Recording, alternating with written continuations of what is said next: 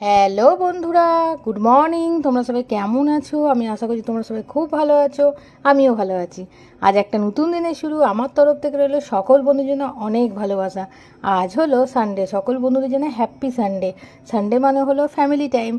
আর সানডেতে বেশিরভাগ মানুষের কাজে কর্মের ছুটি থাকে, স্কুল কলেজ ছুটি থাকে। তো আজকে যে যার নিজের ফ্যামিলিকে সময় দাও, একসঙ্গে খাওয়া দাওয়া করো, গল্প করো, টিভি দেখো, বাইরে ঘুরতে যাও। আজকে কলকাতাতে ভীষণ গরম, সকাল থেকেই রোদ উঠেছে। তো বন্ধুরা, তোমরা খুব সাবধানে থেকো, বেশি করে জল খেও, প্রয়োজন ছাড়া রোদে বেরিও না, আর হালকা সুতির জামা কাপড় পরো, হালকা খাবার খেও।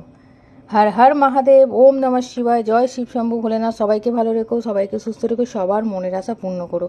তোমার কৃপা দৃষ্টি সবার ওপরে রেখো।